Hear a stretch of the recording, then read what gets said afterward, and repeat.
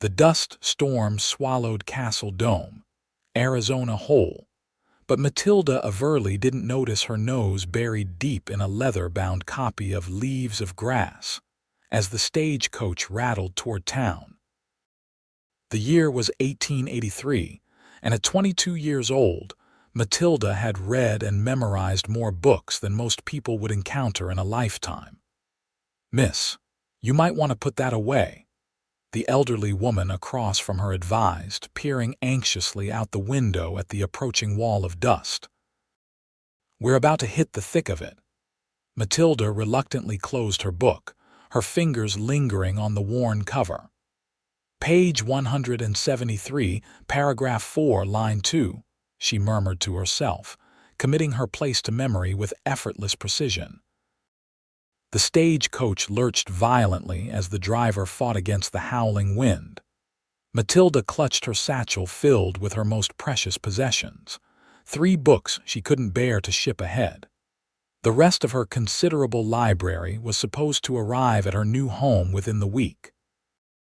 The decision to leave Boston hadn't been easy. After her father's death 6 months ago, the discovery that he'd left nothing but debts had forced her to accept her distant aunt's invitation to Castle Dome.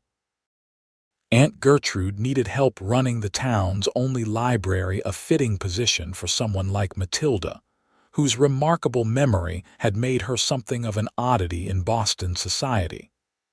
"I've never seen someone read so fast in all my days," the elderly woman commented as the coach rattled onward. "You must be quite the scholar," Matilda offered a tight smile. "I simply remember what I read. Everything. Yes, madam, everything." She'd long ago stopped explaining her peculiar gift. People either didn't believe her or wanted to test her like some carnival attraction. The stagecoach came to an abrupt halt, throwing Matilda forward. Outside, men shouted over the wind. "Trouble with the wheel," the driver called down. "Everyone stay put," the elderly woman huffed. "That's Harvey Miller for you. Hasn't maintained this coach properly since '75. The door swung open and a dust-coated figure peered in. "Folks, we've got a broken axle. We're about 3 miles from town. I've sent my partner ahead for help." Matilda's heart sank. 3 miles in a dust storm didn't sound promising. Another face appeared behind the driver, a tall man with a bandana pulled over his nose and mouth. All she could see were his eyes, startlingly blue against his dust-caked skin. "I can take the ladies to the Miller place." "It's about half a mile from here," the stranger offered, his voice deep and slightly muffled by the bandana. The driver nodded gratefully. "Much obliged, Yates." "Yates Jameson," the man introduced himself, lowering his bandana momentarily to reveal a strong jawline dusted with several days' worth of stubble. "I've got horses that can handle this weather. If you ladies are willing." The elderly woman immediately gathered her things. "Bless you, Mr. Jameson. My old bones weren't looking forward to waiting out this storm in this rickety coach." Matilda hesitated, clutching her satchel tighter. "Miss," Yates extended a gloved hand toward her, "unless you prefer to wait." With reluctance, Matilda took his hand and allowed him to help her from the stagecoach. The moment her feet touched the ground, the wind nearly knocked her over. Yates steadied her with a firm grip on her elbow. "Keep your head down and follow me," he shouted over the wind. He led them to where 2 horses stood, their heads lowered against the storm. With practiced ease, he helped the elderly woman who introduced herself as Mrs. Beatrice Palmer onto one horse before turning to Matilda. "Ever ridden before, Miss?" "Averley. Matilda Averley." "And yes, though not in conditions like these." His eyes crinkled slightly, the only indication he might be smiling beneath the bandana. "Well, Miss Averley, you'll be riding with me then. Mrs. Palmer can handle old Dusty here. He practically steers himself." Before Matilda could protest, Yates lifted her onto his horse, mounting behind her in one fluid motion. His arms came around her to take the reins, creating a secure cage that both steadied and unnerved her. "Hold tight to your books, Miss Averley," he said, his voice close to her ear. "We'll outrun this dust devil yet." They rode hard through the swirling brown haze, Matilda clinging to her satchel with one hand and the saddle horn with the other. Despite the discomfort and fear, she couldn't help but notice the solid strength of the man behind her, the way he handled the horse with confident commands, the steady rhythm of his breathing even as they galloped through the choking dust. The Miller homestead appeared almost miraculously a squat, sturdy structure with lantern light glowing faintly through the storm. A woman rushed out to help Mrs. Palmer dismount while Yates swung down and reached up for Matilda. "I can manage," she insisted, but her legs betrayed her as they touched ground, buckling from the ride. Yates caught her before she fell, his hand strong at her waist. "Careful there, bookworm," he said, and this time she could hear the smile in his voice. "Inside, Mrs. Miller." A round-faced woman with kind eyes fussed over them, offering towels to wipe away the dust and hot coffee to warm their insides. "Yates Jameson, riding to the rescue again," Mrs. Miller said fondly. "What would Castle Dome do without you?" "Probably get along just fine," he answered, removing his hat and bandana to reveal a full head of sandy brown hair and the rest of a face that matched the strength suggested by his jawline. He wasn't traditionally handsome. His nose had clearly been broken at least once, and a thin scar ran along his left cheekbone, but there was something compelling about his features, something honest and weathered in just the right ways. "Miss Averley here is quite the reader, Mrs. Palmer announced as they settled around the kitchen table. "Says she remembers every word she's ever read." Yates's eyebrows rose as he looked at Matilda with newfound interest. "That's so." Matilda felt her cheeks warm. "It's not as remarkable as it sounds." "I'd say it sounds plenty remarkable," he countered. "What brings you to Castle Dome, not exactly known for its literary circles?" "My aunt runs the library," she explained, sipping her coffee. "Gertrude Averley, I'm to help her." Recognition flashed in his eyes. "Miss Gertie's your aunt." "Well, that explains a few things." "Such as?" "Such as where you got your love of books." He smiled, and Matilda was surprised by how it transformed his face. "Your aunt's been trying to civilize this town with literature for 15 years now." "With limited success, I gather," Matilda said dryly. Yates laughed. "More than you might think. Miss Gertie's got a way of making even the most stubborn cowhand pick up a book eventually." He studied her face. "You don't look much like her. We're not closely related. She's my father's cousin."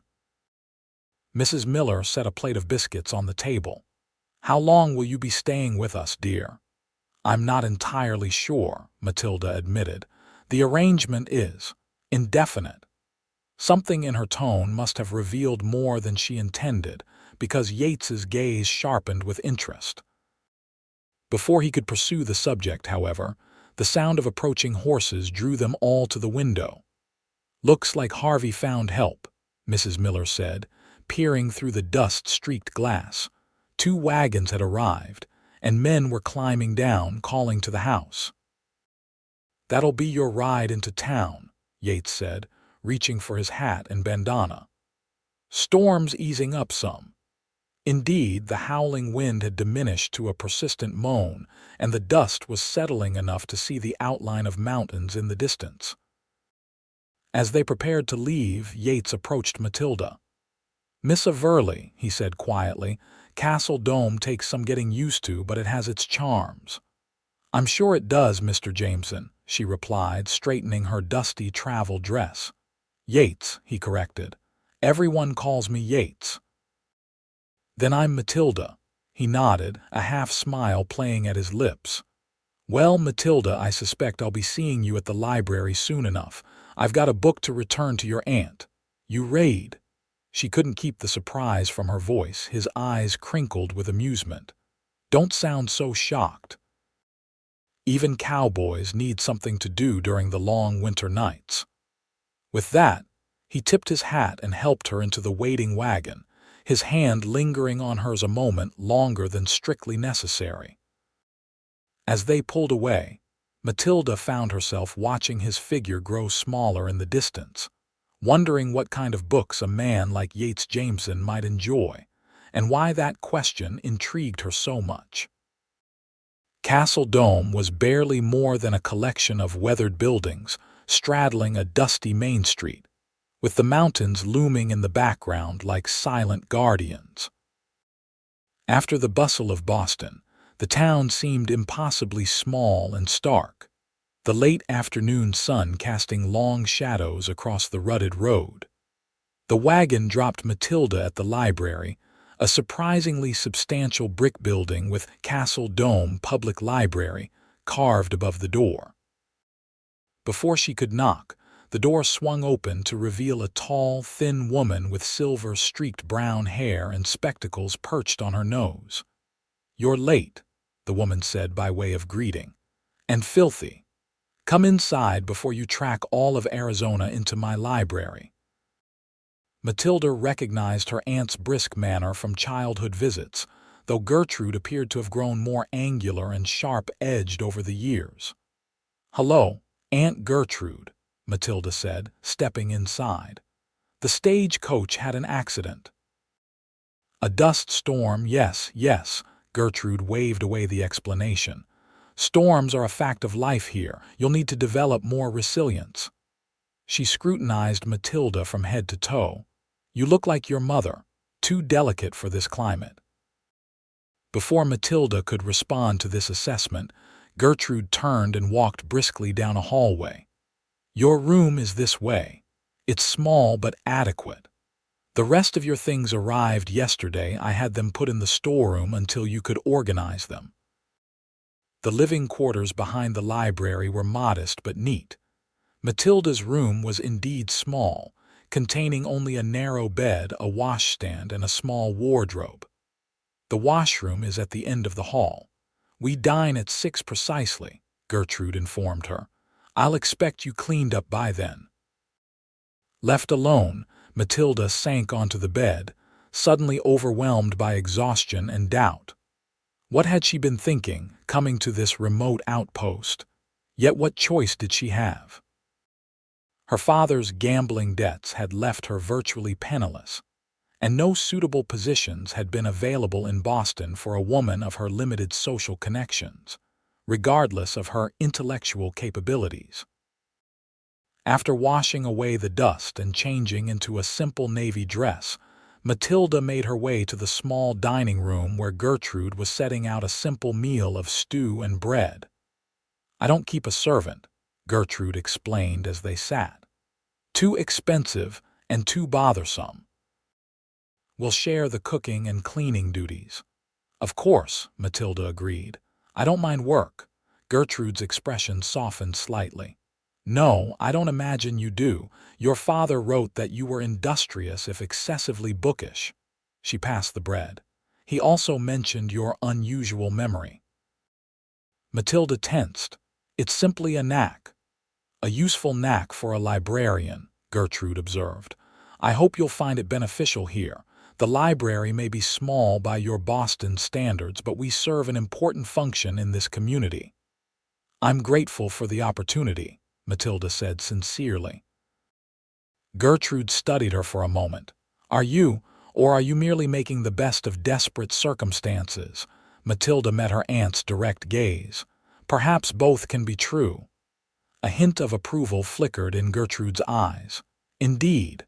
Well, finish your stew. Tomorrow will be a full day of learning the library's systems." Later, alone in her room, Matilda unpacked her few personal belongings, arranging her 3 precious books on the windowsill. Her father's copy of Shakespeare's collected works, her mother's book of poetry, and a well-worn novel that had been her own first purchase. She touched each spine gently, drawing comfort from their familiar presence. A soft tap at her door startled her. Gertrude stood there, holding a small leather-bound volume. "I thought you might like something new to read," she said, extending the book. "It's a journal of a woman who traveled through these territories 20 years ago.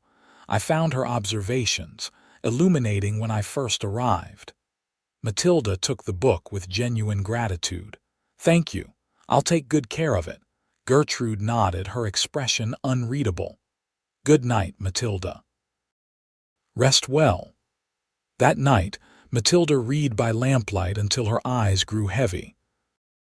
The journal's author had written eloquently about the beauty and harshness of the Arizona Territory, about the strength required to carve a life from such unforgiving land, and about the unexpected moments of grace found in the vast open spaces.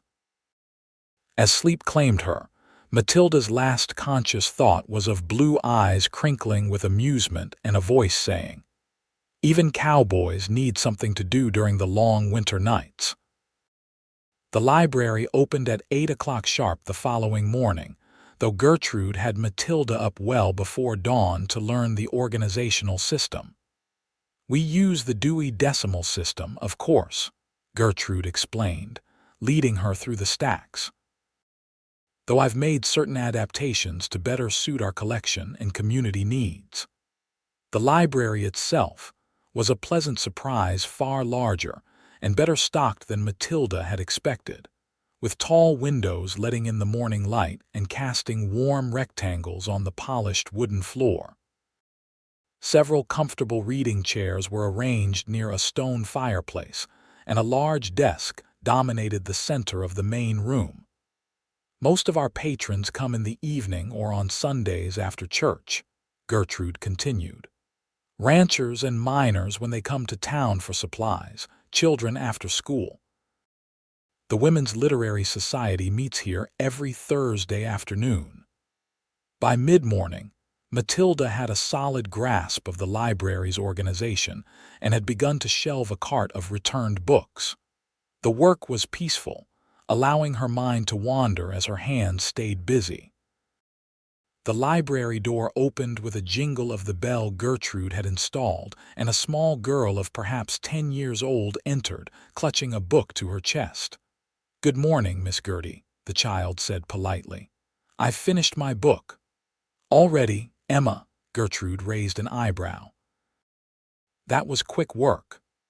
"I couldn't put it down," Emma said earnestly. "The part where the horse saves the girl from the river was so exciting." Gertrude nodded. "Indeed. Emma, this is my niece, Miss Matilda Averley. She'll be helping me in the library from now on. Matilda, this is Emma Wilson, one of our most dedicated young readers." Emma turned shy eyes to Matilda. "Do you like books too, Miss Averley?" Matilda smiled. "Very much. In fact, I've read that book you're holding. The Silver Creek Mystery, isn't it?" Emma's eyes widened. "Yes." "Did you like the part with the horse rescue too?" "I did," Matilda confirmed. "And I especially liked when Jenny figures out the clue in the old miner's letter, page 87, when she realizes the heart of the mountain isn't a place but a person." Emma's mouth fell open. "You remember exactly where that happened." "Matilda remembers everything she reads," Gertrude explained with what sounded almost like pride. "Every word, every page, everything." Emma looked at Matilda with newfound awe. "It's just how my mind works," Matilda said, uncomfortable with the attention. "That's amazing," Emma exclaimed. "Can you recommend another book for me? One with adventure and maybe a clever girl like Jenny?" Matilda considered for a moment. "I think you might enjoy The Secret of Willow Creek. It's about a girl who discovers a hidden cave behind a waterfall." Emma's face lit up.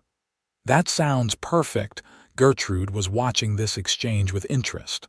"Why don't you help Emma find that book, Matilda? It should be in the children's section, east wall." As Matilda led Emma to the children's corner, she felt a small hand slip into hers. The simple gesture of trust warmed her heart unexpectedly. Perhaps Castle Dome wouldn't be so terrible after all. The morning passed quickly with a steady trickle of patrons. Matilda found herself enjoying the interactions, helping a young mother find a cookbook with simple recipes, directing an elderly miner to a section on local geology, assisting a shy teenage boy in selecting a book of poetry that he insisted was for his sister, despite his evident interest. Shortly after noon, the library door opened again, and Matilda looked up to see Yates Jameson standing there, hat in hand, looking considerably cleaner than their first meeting. He wore a simple blue shirt with the sleeves rolled up, revealing strong forearms tanned by the sun. A worn leather vest and dark pants completed his attire, practical clothing that somehow suited him perfectly.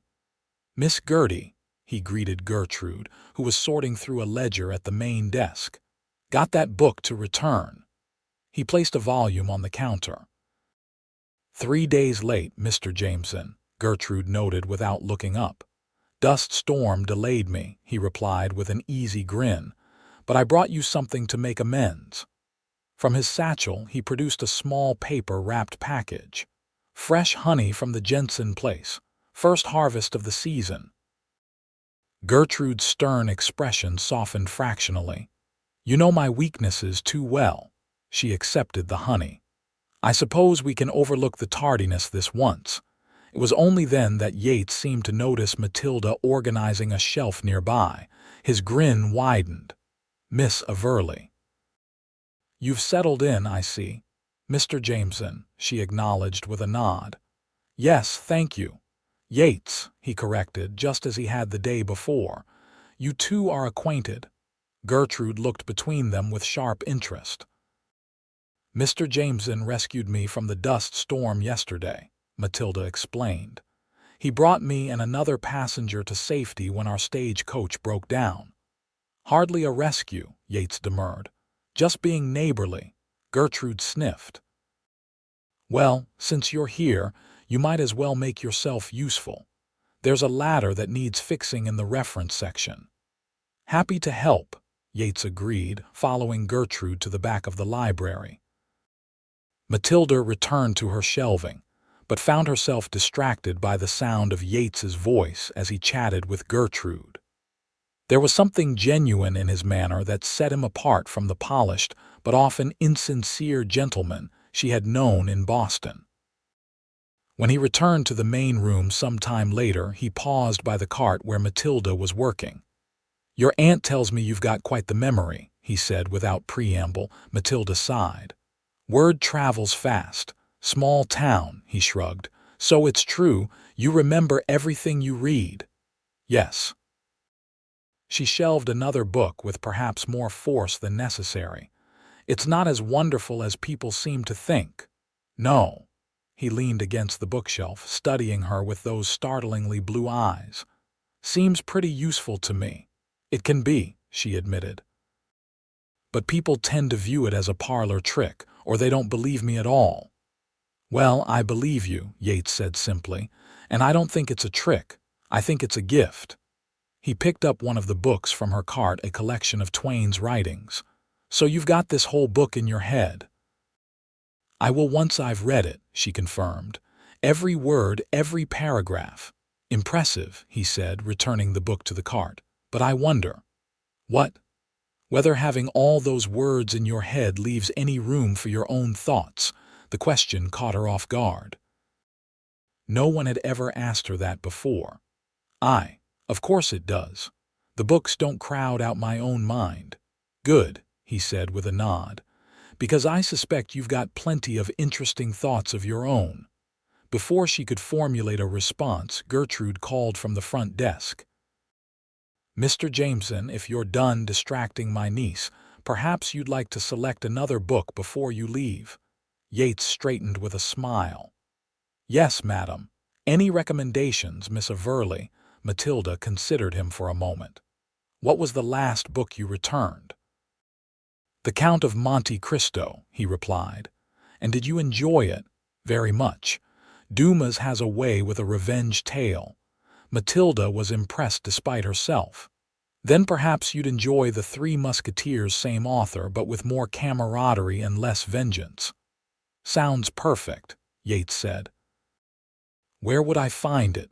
Fiction section, alphabetical by author. I can show you, no need. I know my way around this library nearly as well as you do by now. He tipped an imaginary hat. Until next time, Matilda.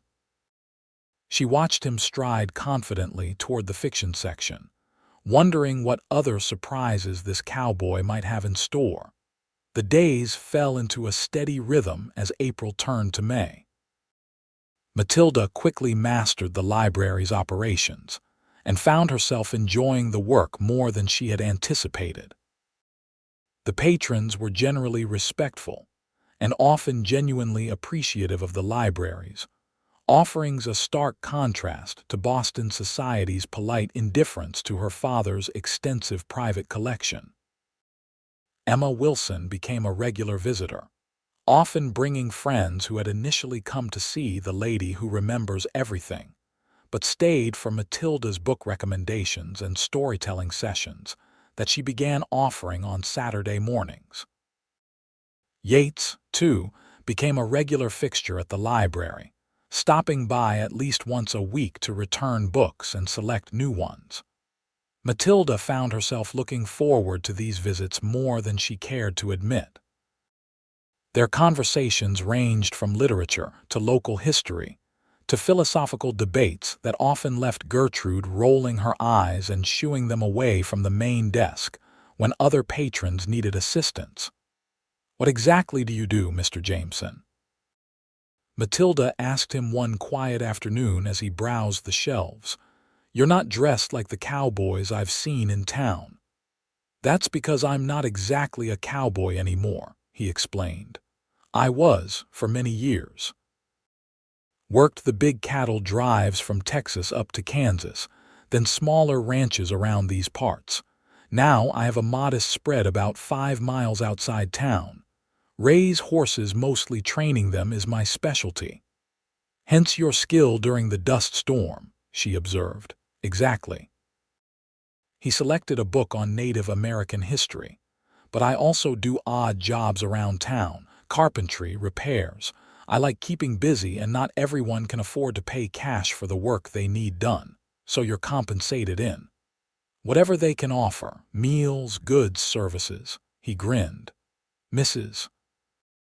Wilson knits me a new sweater every winter in exchange for keeping her roof in good repair."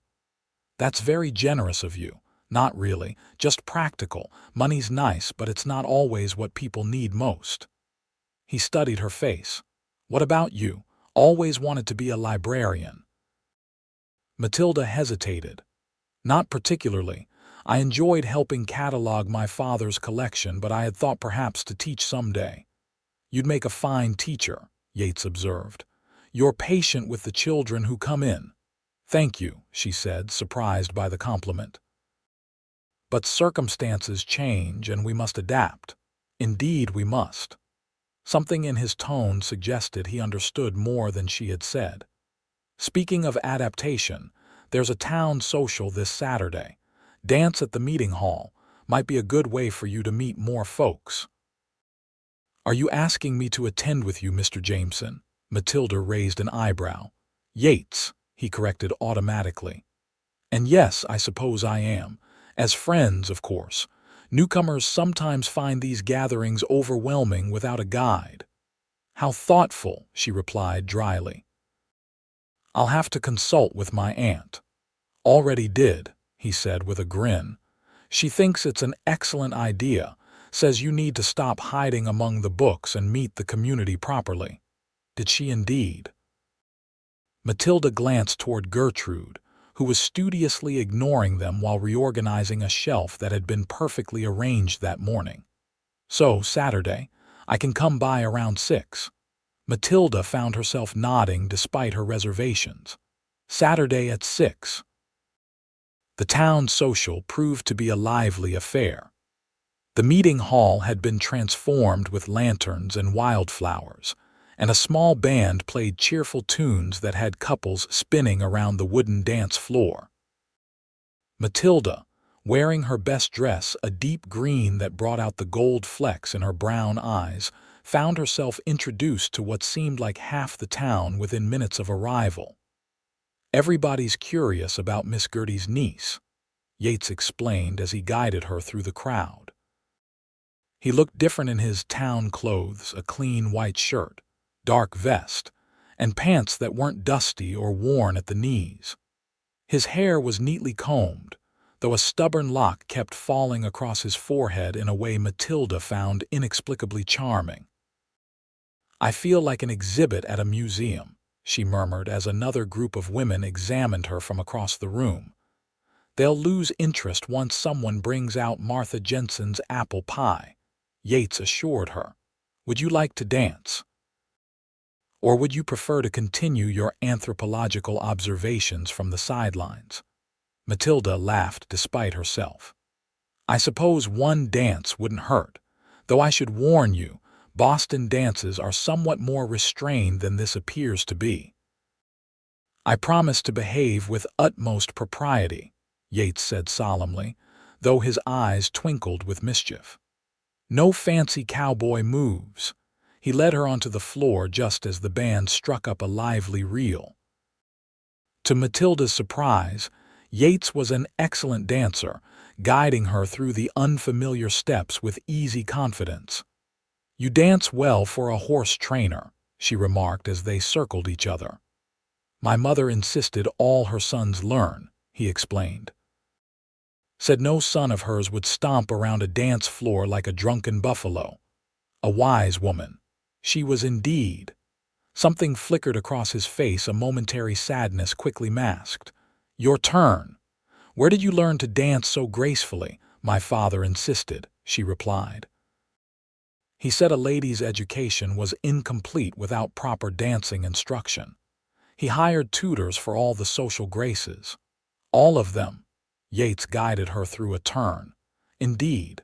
Dancing, music, art, literature, languages, everything a young lady needed to make an advantageous match." "And did you make an advantageous match, I mean?" Matilda's step faltered slightly. "No, I did not." Yates seemed to sense her discomfort. "Their loss," he said simply, and smoothly transitioned into a new figure as the music changed. By the time the dance ended, Matilda was flushed and smiling, the tension of the moment forgotten. Yates led her to the refreshment table where they accepted cups of punch from Mrs. Wilson, who beamed at them with obvious approval. "You two make such a handsome couple," she said, causing Matilda to nearly choke on her punch. "It's so nice to see young people enjoying themselves properly." "We're just friends, Mrs. Wilson," Matilda clarified quickly. "For now, Mrs. Wilson said with a knowing smile, moving on to serve other guests. "Don't mind her," Yates said, his own cheeks slightly colored. "She's been trying to pair off every unmarried person in town since her own daughter got engaged last year." "It's fine," Matilda assured him, though her heart was beating a bit faster than the dance alone would explain. "I'm sure she means well." The evening continued pleasantly, with Matilda meeting the town doctor, the blacksmith and his wife, the school teacher, and various ranchers and merchants. She danced twice more with Yates, and once with the shy young deputy sheriff, who stepped on her toes 3 times and apologized profusely. As the night wound down, Yates suggested they step outside for some fresh air. The night was clear and cool, stars scattered across the vast darkness like diamond dust. "It's beautiful," Matilda breathed, looking up at the brilliant display. "I've never seen so many stars." "One advantage of living far from city lights," Yates observed, standing close beside her. "Makes a man feel small and significant all at once." "Significant. Not insignificant. No, significant. Those stars have been watching over generations of humans living and dying on this land. They'll watch over generations more after we're gone, being part of something so eternal." "That feels significant to me." Matilda turned to look at him, seeing his profile against the starry backdrop. "You're full of surprises, Yates Jameson." He met her gaze, his expression suddenly serious. "So are you, Matilda Averley." For a moment she thought he might kiss her, and even more surprisingly she realized she wanted him to. But instead, he simply offered his arm. "I should get you home. Your aunt will be wondering where you've gone." "My aunt left an hour ago with Dr. Morrison," Matilda pointed out. "Even more reason to see you safely home," Yates said with a smile. "Can't have the town gossip saying I kept you out unchaperoned until all hours." They walked slowly back to the library, Matilda's hand resting lightly on Yates's arm. The town was quiet, most residents either still at the social or already retired for the night. When they reached the library door, Matilda turned to face him. "Thank you for a lovely evening," she said sincerely. "I enjoyed meeting everyone." "They enjoyed meeting you too," Yates replied. "You've made quite an impression." "Have I? Absolutely. Half the town is now convinced you're some kind of genius and the other half thinks you're a witch." Matilda laughed. "And which half do you belong to?" "Neither," he said, his voice dropping lower. "I think you're the most fascinating woman I've ever met." The air between them seemed to thicken with unspoken possibilities. Matilda's heart raced as Yates took a small step closer. "Matilda," he began, but was interrupted by the sound of approaching horses, a group of revelers from the social heading home, their laughter carrying through the night air. The moment broken, Yates stepped back with a rueful smile. "I should go. Good night, Matilda." "Good night, Yates," she replied, watching as he walked away, his figure gradually disappearing into the darkness. Inside, she leaned against the closed door, her mind racing with confusing thoughts. She had come to Castle Dome out of necessity, not choice. She had expected to endure her time here, not enjoy it. And she certainly hadn't expected to find herself drawn to a cowboy-turned-horse trainer with surprisingly literary tastes and thoughtful observations about the stars. What was happening to her carefully ordered plans? June arrived with blistering heat that transformed Castle Dome into a shimmering mirage by midday. The library became a sanctuary, its thick brick walls keeping the interior relatively cool compared to the furnace outside. Matilda had fully settled into her role, introducing new programs that had increased attendance: a children's story hour, a discussion group for adults, and special sessions where she would recite poetry and passages from beloved books from memory, drawing listeners with her clear voice and perfect recall. Gertrude, though initially skeptical of these innovations, had come to appreciate the increased patronage and the way Matilda had organized the previously chaotic ledgers and catalogs. "You've done well," Gertrude said one evening as they closed up. "Better than I expected, if I'm being honest." "Thank you," Matilda replied, surprised by the rare compliment. "The town's taken to you," Gertrude continued, adjusting her spectacles. "Particularly Mr. Jameson." Matilda busied herself with straightening a stack of returns. "We're friends. He's been kind in helping me acclimate to Castle Dome." Gertrude's tone was skeptical. "He's been in this library more in the past month than in the previous year, and I don't believe it's my company he's seeking." "He enjoys raiding," Matilda defended. "That's hardly unusual for a library patron." "Indeed." Gertrude's lips twitched in what might have been amusement. "In any case, he's a good man, one of the few in this town I'd trust implicitly." "High praise coming from you," Matilda observed. "I don't give praise where it isn't warranted." Gertrude locked the front door and extinguished the main lamps. "Just something to consider."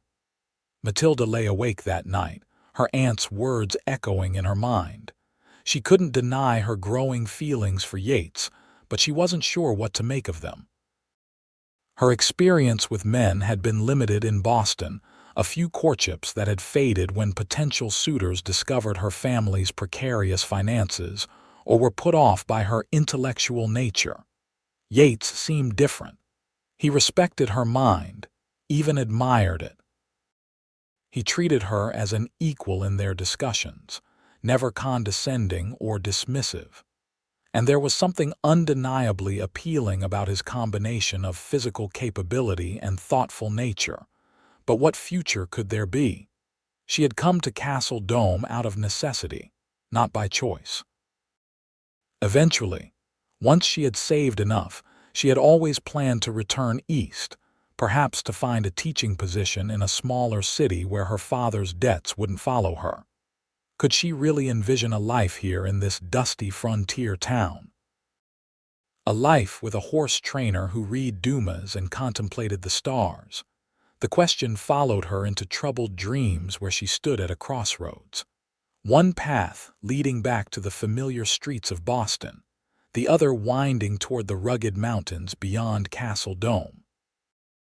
The next day brought an unexpected challenge. Matilda arrived at the library to find Gertrude in a state of agitation, pacing between the stacks with a letter clutched in her hand. "What's wrong?" Matilda asked, alarmed by her aunt's uncharacteristic behavior. "My sister in Tucson has fallen ill," Gertrude explained, her voice tight with worry. "Pneumonia. The doctor says it's serious." "I'm so sorry," Matilda said sincerely. "Will you go to her?" "I must," Gertrude nodded. "The morning stage leaves in an hour. I've already packed a bag." "Of course." "How long do you expect to be gone?" "I can't say. A week at minimum, possibly longer." Gertrude fixed Matilda with an intense stare. "Can you manage the library alone?" "I wouldn't ask, but there's no one else qualified." "I can manage," Matilda assured her, though her stomach fluttered with anxiety at the prospect. "Don't worry about anything here. Focus on your sister." Relief washed over Gertrude's face. "Thank you. I've left instructions on my desk for any unusual situations. The mayor knows you'll be in charge, and Mrs. Wilson has offered to help if you need an extra pair of hands." An hour later, Matilda stood on the boardwalk outside the stagecoach office, waving as her aunt's coach disappeared in a cloud of dust. The responsibility of running the library alone felt suddenly weighty on her shoulders. "She'll be fine," said a voice behind her, and Matilda turned to find Yates leaning against a hitching post. "Miss Gertie's sister is tough as old leather. You know her sister." "Met her once when she visited a few years back," Yates confirmed.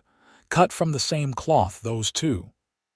"That's reassuring," Matilda said, though her voice betrayed her uncertainty. Yates studied her face. "Worried about running the library, a bit," she admitted. "It's one thing to help, another to be solely responsible. You'll do fine," he said with quiet confidence. "And you're not alone. This town looks after its own." "Am I one of its own? I've only been here 2 months, long enough," Yates assured her. "Besides, you've made yourself essential already. Who else would help Emma with her reading, or recommend the perfect book for the blacksmith's wife to improve her bread recipe, or recite Wordsworth to the ranchers' wives at their literary society?" Matilda smiled despite her anxiety. "When you put it that way. Come on," Yates said, gesturing toward the library. "I'll walk you back and help you open up. Then maybe you can recommend something new for me to read. I finished The Three Musketeers last night. And did you enjoy it?" "Thoroughly. Though I think Porthos was my favorite. Straightforward, appreciates the good things in life." "I would have pegged you as an Athos man," Matilda said as they walked. "The thoughtful, mysterious one with hidden depths." Yates laughed. "Hidden depths? Me? I'm an open book, Matilda." "Somehow I doubt that," she replied, finding comfort in their easy banter. The first few days without Gertrude went smoothly enough.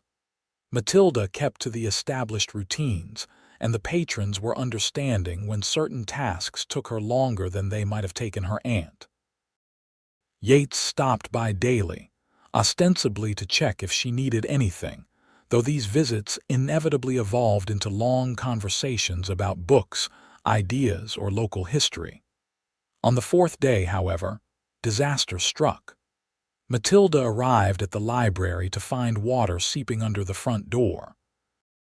Inside, a burst pipe in the washroom had created a flood that was creeping ominously toward the nearest bookshelves. Panic seized her as she rushed to move books to higher shelves, but the water was spreading faster than she could work. Just as despair threatened to overwhelm her, the front door banged open and Yates strode in, immediately assessing the situation. "How long has it been leaking?" he asked, rolling up his sleeves. "I don't know. I just arrived," Matilda said, her voice tight with worry. "The books, we'll save the books," he promised. "But first we need to stop the water. Where's the main valve?" "I have no idea," Matilda admitted, feeling helpless. "Basement, probably. Wait here." He disappeared through the back door that led to the cellar stairs. Minutes later, the gushing sound from the washroom stopped. "Found it," Yates called, emerging with damp sleeves. "Now for the cleanup." Within an hour, he had organized a small army of volunteers, the blacksmith and his sons, the deputy sheriff, Mrs. Wilson, and her daughter. Even the mayor himself arrived with mops and buckets. They worked together to remove the water, check books for damage, and dry the wooden floors before they could warp. By late afternoon, the crisis had been contained. A few books had suffered water damage, but most of the collection was safe. The pipe had been temporarily repaired, and Yates had arranged for a proper plumber to come the next day to ensure it wouldn't happen again. As the last volunteers departed, Matilda sank into a chair, exhausted but relieved. "I don't know how to thank you," she said to Yates, who was wringing out a final mop. "If you hadn't come when you did." "Just happened to be passing by," he said modestly. "Saw water under the door. A fortunate coincidence." "Well," he admitted with a small smile, "I might have been planning to stop by anyway. Finished another book last night." Matilda shook her head, smiling despite her fatigue. "I'm beginning to think you're reading these books faster than is humanly possible just to have an excuse to visit." "Would that be so terrible?" he asked, his tone light but his eyes serious. "No," she said softly. "Not terrible at all." He set the mop aside and came to sit in the chair opposite hers. "Matilda, there's something I've been wanting to talk to you about." Her heart quickened. "Yes." "I've been invited to a horse auction in Prescott next week. Good opportunity to acquire some new stock for my training operation. I was wondering, would you consider coming with me?" Of all the things she had imagined he might say, this wasn't one of them. "To Prescott, for the auction." "Yes," he said, running a hand through his hair, a gesture she had come to recognize as a sign of nervousness. "It's a 2-day journey each way, and we'd stay 3 days for the auction itself. Proper accommodations, of course," he added hastily. "Separate rooms at the hotel. Mrs. Wilson has already agreed to come along as chaperone. She has shopping to do in Prescott anyway. Yates, I can't possibly leave the library for that long, not with Aunt Gertrude already away." "I've thought of that too," he said eagerly. "Mrs. Morrison, the doctor's wife, used to be a school teacher back east. She's agreed to mind the library for the week. Says she's always wanted to try her hand at it." Matilda was speechless. He had clearly put considerable thought into this invitation. "It's just," Yates continued into the silence, "Prescott is a real city. Not Boston, certainly, but it has proper restaurants, a theater, shops, things you might be missing, and I thought you might enjoy a change of scenery." The consideration behind his offer touched her deeply. "You arranged all of this? The chaperone, the library coverage?" "I wanted to make it easy for you to say yes," he admitted. "But if you'd rather not, I'd like to go," Matilda interrupted, surprising herself with the certainty in her voice. "I'd like that very much." The relief and joy that spread across Yates's face made her heart skip. "Excellent. We'll leave Monday morning if that suits." "Monday is perfect," she agreed. After Yates left, promising to return the next day with the plumber, Matilda wrote a detailed letter to her aunt explaining the situation with the pipe and her upcoming trip to Prescott. As she sealed the envelope, she realized she was genuinely excited not just for the trip to a larger town, but for the extended time in Yates's company. The journey to Prescott was arduous but not unpleasant. They traveled by stagecoach with Mrs. Wilson proving to be an amiable companion, who tactfully busied herself with knitting whenever the conversation between Yates and Matilda grew particularly animated or personal. They stayed overnight at a roadside inn where Matilda was given the establishment's best room, a designation that proved to be optimistic given the thin mattress and dubious cleanliness. Still, she found herself enjoying the adventure of it all. Prescott itself was a revelation after the modest proportions of Castle Dome.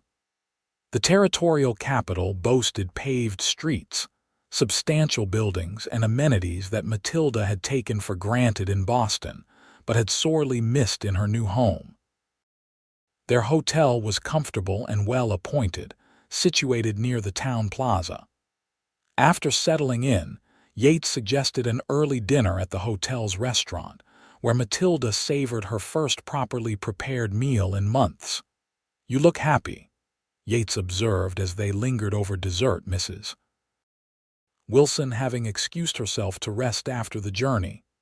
"I am," Matilda admitted. "Thank you for inviting me. I didn't realize how much I needed this change until we arrived." "You miss Boston terribly?" he asked, a shadow of concern crossing his features. Matilda considered the question seriously. "Less than I expected to," she finally answered.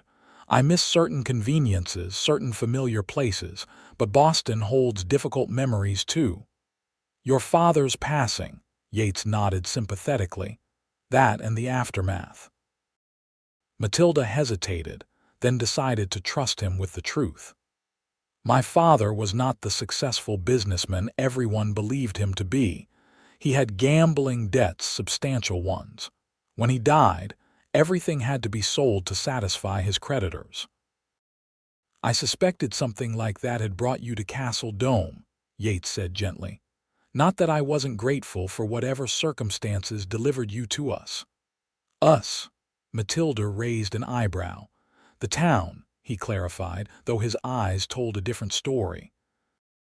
"Castle Dome is better for having you in it." The auction began the following morning at a large corral on the outskirts of town. Matilda, who had limited experience with horses beyond occasional recreational riding in Boston parks, found herself fascinated by the proceedings. Yates was in his element, examining horses with expert eyes, consulting quietly with other trainers, and bidding with strategic precision. By midday, he had acquired 3 promising young horses at what he assured her were excellent prices. The animals would be delivered to his ranch the following week by one of the auction handlers. "Successful morning," Matilda commented as they took lunch at a small cafe near the auction grounds. "Very," Yates agreed, looking pleased. "That bay gelding especially, he's got the makings of a fine cow pony. Good instincts." "How can you tell?" she asked, genuinely curious. "The way he moves, the alertness in his eyes, how he responds to direction." Yates smiled at her interest. "It's a bit like your gift with books. After working with enough horses, you develop an eye for potential. But you have to train them to realize that potential," Matilda pointed out. "My memory works whether I want it to or not." "True enough," Yates conceded, "though I suspect you've trained your mind in other ways. Your ability to connect ideas across different books, to find just the right reference for a patron's need, that's more than just memory." Matilda was touched by his understanding. "Most people see only the parlor trick aspect. They want me to recite random passages to entertain them." "Well, I won't deny I find it impressive," Yates admitted. "But it's how you use your gift that matters more." The afternoon was devoted to shopping with Mrs. Wilson, who proved to have an insatiable appetite for fabric stores and millinery shops. Yates bore this expedition with good humor, carrying packages and offering sincere, if somewhat perplexed opinions on ribbon colors and hat trimmings. That evening, they attended a performance at Prescott's Small Theater, a traveling company performing scenes from Shakespeare. The production was modest compared to what Matilda had experienced in Boston, but there was an energy and enthusiasm to the performers that charmed her nonetheless. "The quality of mercy is not strained," she murmured during the intermission, recalling Portia's famous speech from The Merchant of Venice that they had just witnessed. "It droppeth as the gentle rain from heaven upon the place beneath," Yates continued, surprising her. "It is twice blessed, it blesseth him that gives and him that takes." Matilda stared at him. "You know Shakespeare. Don't look so shocked," he laughed. "I told you I read, and that particular speech always stuck with me. The idea that mercy benefits both parties, it makes sense in a practical way, not just a moral one." "You continue to surprise me, Yates Jameson," Matilda said, not bothering to hide her admiration. "Good," he replied with a warm smile. "I'd hate to become predictable." Their final day in Prescott was spent at a smaller, specialized auction where Yates acquired a particularly fine saddle at what he declared was highway robbery pricing. They lunched at the governor's mansion, not with the governor himself, but in the public gardens that surrounded the stately home. As evening approached, Yates suggested they take a walk to Prescott's highest point, a small hill that offered a view of the entire town and the mountains beyond. The sunset painted the sky in spectacular oranges and purples, the kind of dramatic display that made Matilda understand why artists were drawn to the Western territories despite the hardships. "It's beautiful," she said, drinking in the vista. "Yes, it is," Yates agreed, though when she turned, she found him looking not at the sunset but at her. The moment stretched between them, full of unspoken feelings.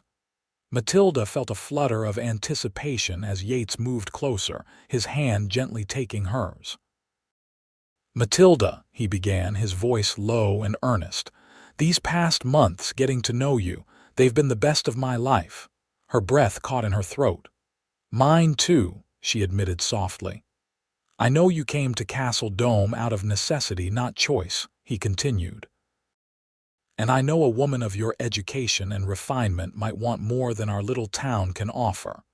But I need you to know how I feel, even if—" "Yates," she interrupted, squeezing his hand. "Castle Dome has become more of a home to me than I ever expected, largely because of you." Hope flared in his eyes. "Does that mean—" "It means I care for you," she said simply. "More than I thought possible in such a short time." With exquisite gentleness, Yates raised his free hand to her cheek. "May I?" he whispered. In answer, Matilda tilted her face up to his. Their lips met in a kiss that began tentatively but quickly deepened with shared emotion. His arms encircled her waist as hers found their way around his neck, drawing them closer together against the backdrop of the fading sunset. When they finally parted, both slightly breathless, Yates rested his forehead against hers. "I've been wanting to do that since the town social," he confessed. "Why did you wait so long?" she asked, smiling. "Wasn't sure you felt the same way, and I didn't want to rush you." His thumb traced a gentle path along her jawline. "You're worth waiting for, Matilda Averley." The return journey to Castle Dome seemed both longer and shorter than the outward trip, longer because Matilda was impatient to begin this new chapter of her relationship with Yates, shorter because every moment in his company was now infused with a new awareness, a deeper connection. Mrs. Wilson, observant as ever, noted the change immediately but confined her reaction to knowing smiles and occasional tactful absences when they stopped at roadside inns. "Young love," she said approvingly to Matilda during one such moment. "Nothing quite like it, though I must say, it's about time. The whole town's been watching you two circle each other for months." "Was it that obvious?" Matilda asked, embarrassed. "Only to anyone with eyes," Mrs. Wilson laughed. "Even my Emma noticed, and she's only 10. Upon their return to Castle Dome, they found the library in perfect order under Mrs. Morrison's care, and a letter from Gertrude announcing that her sister was recovering well, but that she would remain in Tucson another week to ensure the recovery continued. Life settled into a new pattern. Matilda managed the library by day, and most evenings, Yates would join her after closing for dinner, conversation, and increasingly tender moments when they were sure they wouldn't be observed. On Sundays, she would ride out to his ranch to see the new horses and enjoy the peaceful beauty of his modest but well-kept property. It was during one such Sunday visit, about 3 weeks after their return from Prescott, that Yates showed her a small, leather-bound journal. "I've been meaning to give you this," he said as they sat on his porch watching the sunset. "It's something I've been working on." Curious, Matilda opened the journal to find pages of Yates's neat handwriting passages, she realized, from many of the books he had read over the months of their acquaintance, interspersed with his own thoughts and reflections. "I thought, well, I know you can remember every word you read," he explained, a touch of nervousness in his voice. "But I wanted to share the parts that matter most to me, the words that stayed with me even without your perfect memory. And I added some of my own thoughts, too." Deeply touched, Matilda turned the pages slowly, reading passages from Dumas, Twain, Shakespeare, and others, followed by Yates's thoughtful commentary, sometimes just a line or two, sometimes entire pages of reflection. "This is wonderful," she said sincerely. "It's like having a conversation with you through literature." "That's what I hoped," he said, relief evident in his voice. "I'm not a writer, not like the authors you love, but I wanted to give you something that showed how I see the world, how books have shaped me the way they've shaped you." "It's perfect," she assured him, leaning over to kiss him softly. "Thank you." As they sat together watching the stars emerge, Yates handed her the journal once more. "There's one more entry at the end. I'd like you to read it now if you would." Puzzled but intrigued, Matilda turned to the final written page. There she found not a literary quotation, but Yates's own words. "Matilda, from the moment you arrived in Castle Dome, dust-covered and clutching your precious books, you've brought light and life to this small corner of the territory.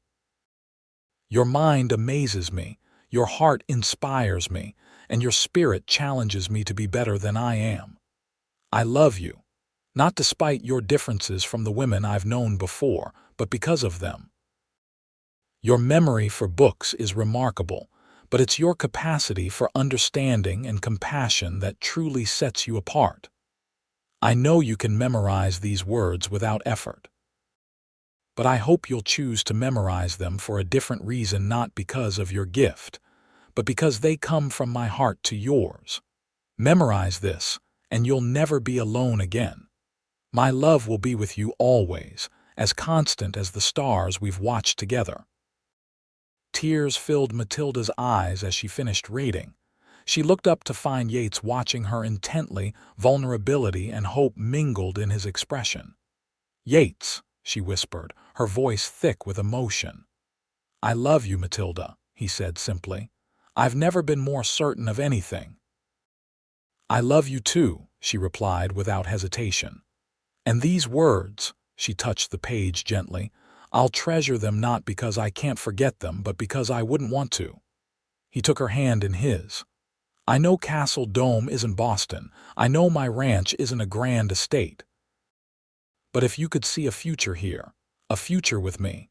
I already do, she assured him. My place is here now. With you. The kiss they shared then held all the promise of that future, tender and passionate, a perfect blending of minds and hearts.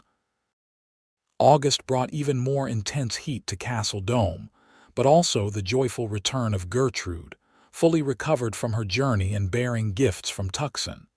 She took one look at Matilda and Yates together and nodded with satisfaction. "Well, it's about time," she declared, echoing Mrs. Wilson's earlier sentiment. "I was beginning to think I'd need to lock you both in the reference section to make you see sense." Their courtship progressed with the blessing of both Gertrude and the town at large.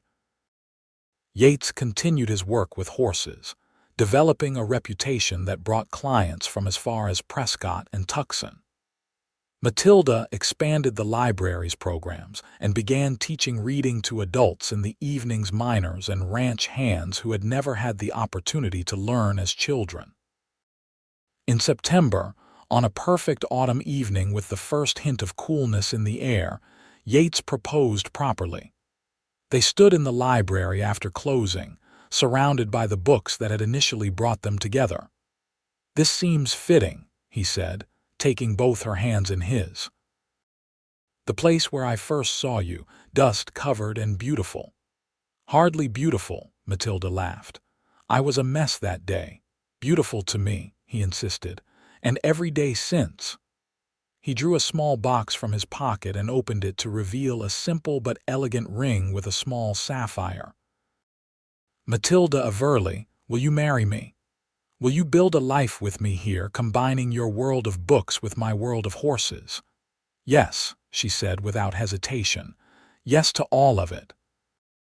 They were married in October in the town's small church, with Gertrude giving the bride away and the entire population of Castle Dome in attendance. Emma Wilson served as flower girl, scattering petals with solemn concentration. The reception was held at the town meeting hall, transformed with wildflowers and lanterns much like the social where they had first danced together. Matilda wore her mother's lace veil and a new dress sewn by Mrs. Wilson and her daughter. Yates looked handsome and slightly uncomfortable in a new suit. Though his discomfort vanished the moment Matilda appeared at the church door. Their vows were simple but heartfelt, incorporating lines from favorite books they had shared during their courtship. There wasn't a dry eye in the church when Yates repeated the words he had written in the journal. "Memorize this, and you'll never be alone again. My love will be with you always, as constant as the stars we've watched together." After the celebration, they departed for a brief honeymoon in Tucson, where they visited Gertrude's sister and enjoyed the amenities of the growing city. Upon their return, they settled into Yates's ranch home, which had been expanded over the summer to include a library room with floor-to-ceiling shelves for Matilda's books.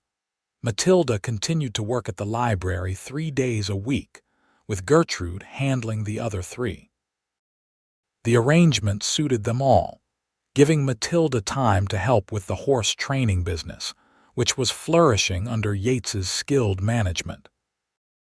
As winter approached, bringing cooler temperatures and occasional rain to the parched landscape, Matilda and Yates established their own traditions, reading aloud to each other by the fire in the evenings. Sunday rides across the ranch lands, stargazing on clear nights from their porch. It was during one such evening by the fire, with Matilda reading aloud from a new novel that had arrived from Tucson, that Yates asked a question that had been on his mind. "You ever regret it?" he asked during a pause in her reading. "Staying in Castle Dome instead of returning east?" Matilda marked her place carefully, though she had no need to, given her memory, and considered the question. "Not for a moment," she finally answered. "I came here expecting exile and found home instead. Even with all the dust and heat and limited amenities, Even with those, she confirmed. Though I won't pretend I don't appreciate the improvements you've made to the house. Indoor plumbing is quite civilized, he laughed, pulling her closer on the sofa they shared. I aim to please Mrs. Jameson. The name still gave her a small thrill, even after 2 months of marriage. You succeed admirably, Mr. Jameson. I've been thinking, Yates said, his hand playing absently with a strand of her hair. We should write a book together. A book? Matilda was intrigued. What kind of book? About Castle Dome, about the territory. Your words, my knowledge of the land and its history, something that captures this place, these people. He looked slightly embarrassed by the suggestion. It's probably a silly idea. It's not silly at all, Matilda assured him. I think it's wonderful. A perfect combination of our interests and abilities. You do. The hope in his voice warmed her heart. I do. We could start researching this winter when the ranch work is slower. I'd like that, Yates said, his expression thoughtful, creating something lasting together. They began the project the following week, gathering stories from longtime residents, researching territorial records, and documenting their own observations. The work brought them even closer, their different perspectives complementing each other perfectly. Spring arrived, bringing new foals to the ranch, new books to the library, and the news that Matilda was expecting their first child in the fall. The announcement was met with joy from Gertrude, who immediately began planning how to reorganize the library schedule once the baby arrived, and from the town at large, where Mrs. Wilson started knitting baby blankets before Matilda had even begun to show. Are you happy? Yates asked one evening as they sat on their porch, watching the sunset paint the distant mountains in gold and purple. His hand rested gently on her still flat stomach, a protective gesture that had become habit since they'd learned of the pregnancy. Completely, Matilda assured him, covering his hand with her own. Are you? More than I ever thought possible, he admitted. Sometimes I still can't believe that dust storm brought you to me. Best piece of luck in my life. Not luck, Matilda corrected gently. Fate. The right words finding the right reader at the right moment. Poetic, Yates smiled. Speaking of words. He reached behind the porch swing and produced a small package wrapped in brown paper. I've been working on this. A gift for our child. Curious. Matilda unwrapped the package to find a handmade book, bound in soft leather with stories for our child tooled on the cover in Yates's careful handiwork. Inside, she found pages filled with stories, some from books they both loved, some from Yates's childhood, some that were clearly his own creation. Illustrations, simple but charming, accompanied many of the tales. Yates, she breathed, turning the pages with care. This is beautiful. I thought, he said, a touch of uncertainty in his voice, that even though our child will have a mother who remembers every story ever written, there might be value in having some that are just from us, just for them. Tears pricked at Matilda's eyes. It's perfect. Absolutely perfect. He brushed a tear from her cheek. No crying now. That wasn't the reaction I was hoping for. Happy tears, she assured him. The very best kind. Their child, a boy they named William after Yates's father, was born on a crisp October day almost exactly a year after their wedding. He had his father's blue eyes and his mother's thoughtful expression, and from the earliest days showed a fascination with both books and horses that delighted his parents. As William grew, so too did their family's happiness and prosperity. Yates's horse training business expanded to include a breeding program for quality stock, while Matilda established a small publishing venture that produced chapbooks of local history and literature, including their own collaborative work on the Arizona territory. 3 years after William's birth, they welcomed a daughter, Elizabeth, who proved to have inherited her mother's remarkable memory and her father's affinity for animals.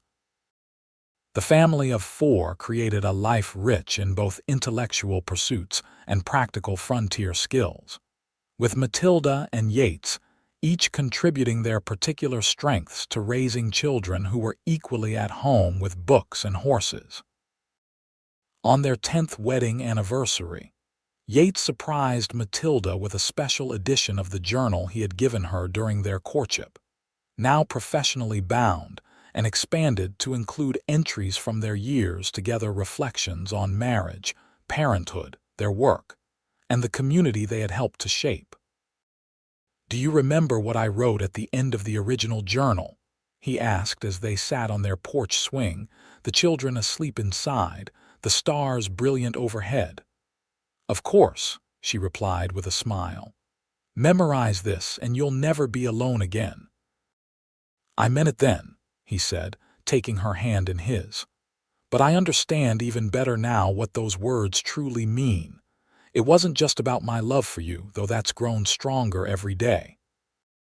It was about building this life together, creating memories that would sustain us through whatever challenges came our way."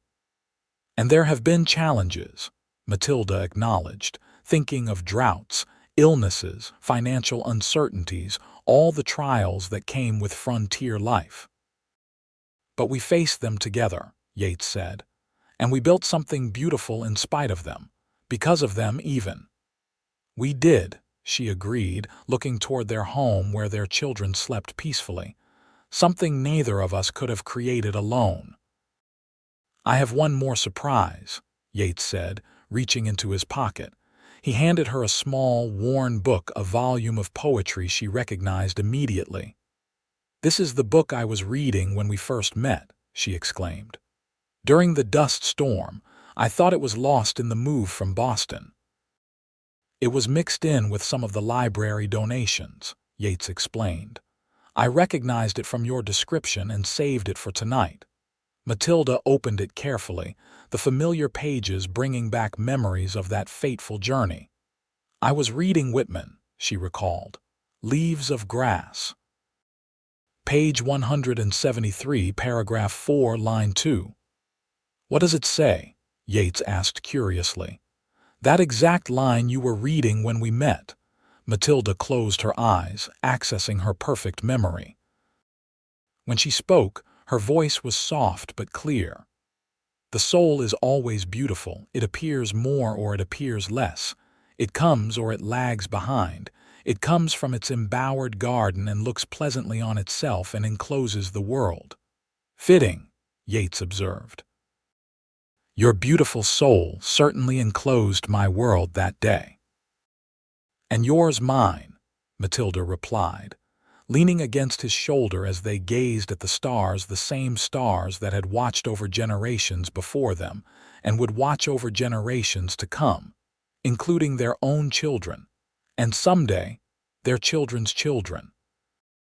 In the library of her mind, Matilda had memorized thousands of books, millions of words written by others.